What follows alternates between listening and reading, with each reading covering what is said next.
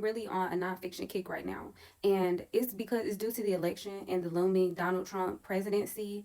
And just in the face of losing Roe v. Wade, just everything that's happened, we're going backwards. So, in my mind, I feel like we need to really delve into the past. We need to really lean on our heroes and heroines from the civil rights movements, from the labor movements, because we're going to have to fight for our rights. We're going to have to stand up and resist. So we need to study the strategies of our heroes. So that's what I'm on right now. Join me.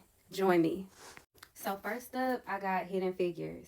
Now, I already saw the movie. Now I'm going to read the book that inspired the movie. These women, I mean, the things that they put up with their brains and their intelligence, and to know that you're smarter than everybody here, and that you still have to walk across campus to get to a restroom where you can use it, is just wild to me. But yeah, first book, Hidden Figures. I'm excited about it.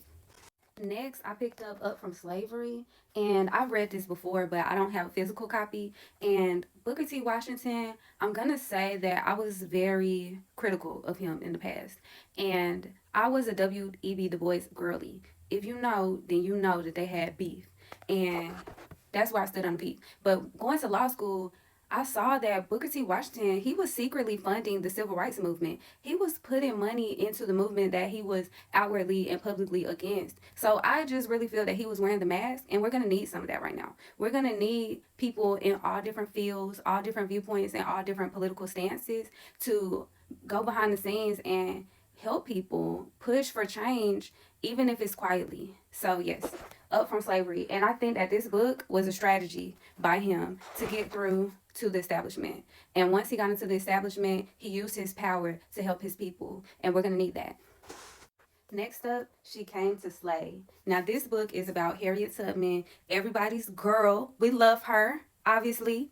And I just actually finished listening to this book as an audio. So I was super excited to get the physical copy. I'm about to go in on this book and mark it up because there were so many things that I heard that I didn't get the chance to take note of, but now is the time. So stay tuned for my book review of She Came to Slay. Next, I want to talk about this book called Something Must Be Done About Prince Edward County. Now, I learned about this situation in law school. Prince Edward County is in Virginia, and they were ordered to integrate schools by the courts. They did not want to do this so badly that they closed down all public schools in Prince Edward County, not just for a short period of time. No, this was for years.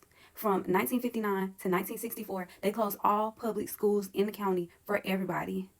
Wild. Now, even to this day, there is so much resistance and so much pushback to integrating schools and school busing policies. There's a podcast called Nice White Parents, and it talks about this very subject. And this is important. And I want to talk about this as well and clear up this misconception that Rosa Parks and the civil rights movement was pushing so hard for Black children to be sitting beside white children in schools. And that's not it. That's not the full picture, because not only did they want school integration, but that was just the starting point. They also wanted equal rights. They wanted equal education, equal opportunities to education for Black people and brown people and poor people. Dr. Martin Luther King was on the whole poor people's campaign. It was not just about being close to white people. That was not it. That was just a starting point to get people to actually get to know each other. That's where it starts, is in housing and education, is when we can, if we all are going to school together and are given the opportunity to learn about all of our history. Black history in America is American history.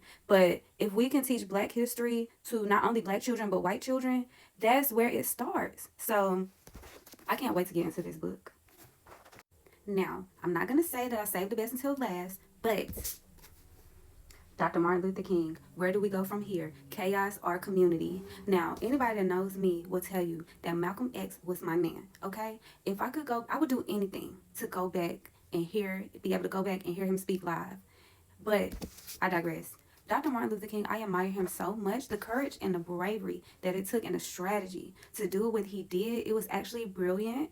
And the nonviolent strategy was so deep. It was very deep, and the civil rights movement did have problems. It had a lot of issues, but we need to study the mistakes and the great ideas that came out of the movements of the past so that we'll know what to do going forward. So I asked you, where do we go from here? I'm telling you where I'm going. I'm diving deep into history. Join me. Follow me on YouTube. Follow me on IG at Zuri B Reading.